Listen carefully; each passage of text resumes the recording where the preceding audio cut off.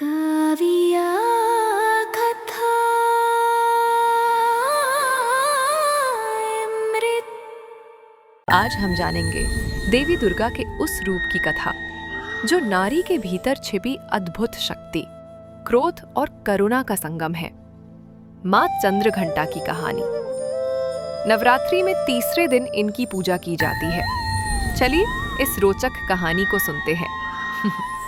हजारों वर्षों की तपस्या के बाद मां ब्रह्मचारिणी अपनी तपस्या से भगवान शंकर को विवाह के लिए मना लेती हैं। इनको ही माता पार्वती और हेमवती के नाम से भी जाना जाता है। शिवजी जब बारात लेकर पार्वती जी के पिता राजा हिमालय के घर पहुंचे तो वो अघोरी, भूतों की टोली, सर्पों से सजे हुए भयानक रूप में थे। माता पार्वती के सारे परिजन शिवजी का ये रूप देखकर डर गए। उनकी माता तो मूर्छित हो गईं। अब ये अघोरी और भूतों की टोली बड़ी हुरदंगी और उत्पाती थी। आखिर शिवजी ऐसे तो नहीं मानने वाले थे। तब देवी पार्वती ने अपने अंदर की आदि शक्ति देवी को जगाया। उन्होंने एक नया रूप लिया, मां चंद्रघंटा का।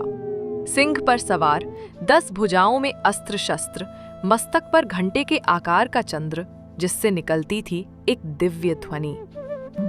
मां चंद्रघंटा ने घंटे की ध्वनि से शिव को चेताया कि विवाह पवित्रता और समर्पण का प्रतीक होता है, न कि भय का। तब कहीं जाकर शिवजी ने अपना अघोरी रूप त्याग कर सुंदर रूप धारण किया और विवाह संपन्न हुआ। पुराणों में जिस कथा का जिक्र है उसके मुताबिक देवलोक में जब असुरों का आतंक अधिक बढ़ गया तब देवी दुर्गा ने फिर से मां चंद्रघंटा का अवतार लिया। उस वक्त महिषासुर असुरों का स्वामी था।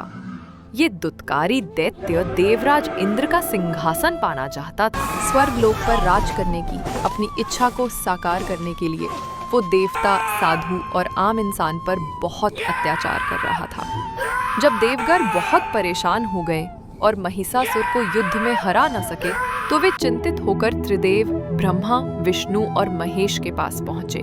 देवताओं के मुख से महिषासुर के अत्याचार को जानने के बाद तीनों देव अत्यंत क्रोधित हुए। उसी वक्त उनके मुख से उत्पन्न ऊर्जा से देवी का अवतरण हुआ। इन देवी को भगवान विष्णु ने चक्र प्रदान किया। वही शिवजी ने अपना त्रिशूल तो ब्रह्मा जी ने अपना कमंडल दिया। इस प्रकार सभी देवताओं ने देवी को कुछ न कुछ भेंट किया। सबसे आज्ञा पाकर देवी चंद्रघंटा महिषासुर के पास गई। महिषासुर को ये वरदान था कि वो किसी का रूप भी धारण कर सकता था। तो उसने पहले हाथी के रूप में माता पर हमला किया, फिर उसने शेर का रूप लेकर माता पर हमला किया, पर अंत में उसने भैंसे का रूप लेकर हमला किया तो माता ने उसका वध कर दिया। भयंकर युद्ध में महिषासुर काल के ग्रास में समा गया और देवी ने सभी देवताओं की रक्षा की। माता चंद्रघंटा की आराधना का मंत्र है ओम देवी चंद्रघंटायै नमः। बोलिए मां चंद्रघंटा की जय। बोलिए गणेश जी महाराज की जय। कल चौथे दिन हम कुष्मांडा माता की कथा सुनेंगे, तो वो छूट ना जाए, इसलिए हमारे चैनल को सब्सक्राइब जरूर कीजिए।